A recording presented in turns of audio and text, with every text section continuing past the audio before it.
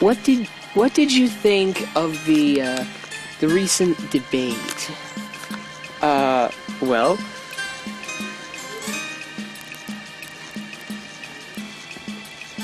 you know what?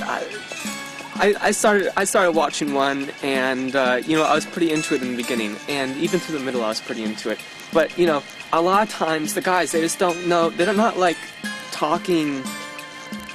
They're not, you know, it's like in real debate, you don't actually drop points. When someone says something, when they make a claim, you have to refute it, or if you don't refute it, then it becomes, the claim becomes accepted.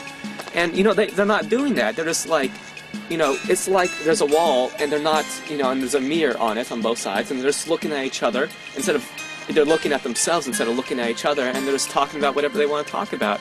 And one guy says something about, you know, Iraq, and the next guy starts talking about healthcare or his voting record, and like they're not even responding to Iraq, or, you know, or healthcare, and but you know, so there's no synthesis, there's no real clash going on, because there's people just saying, and there's a clash in the sense that they're like attacking someone, or attacking someone's voting record, or someone's healthcare record, or someone's foreign policy record, but they're not. They're just idle attacks because they have no relevance, and they're not continuous within the debate. They have no relevance to the rest of the debate and the rest of the arguments that are being made. And so, you know, after a while of that, you know, I just got sick of it. It was just boring, you know, just people repeating themselves or not, you know, interacting really. They weren't interacting. Tell me about your best experience in regards to voting. I mean, you can't just ask a question like that, though. You have to ask,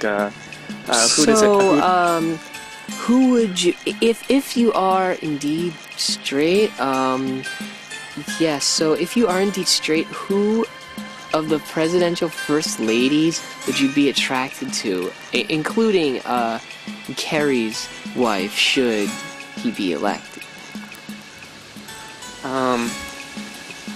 Yeah, Kerry's wife. Teresa actually seems like an interesting woman because she's been to lots of places, and she's catty, which is kind of sexy actually.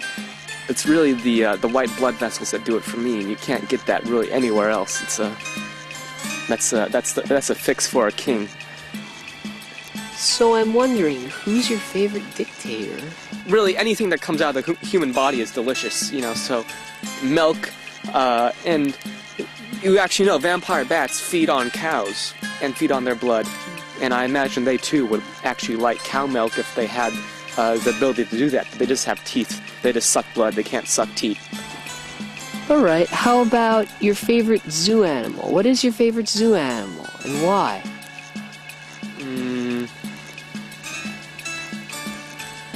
I think the big cats. Yeah.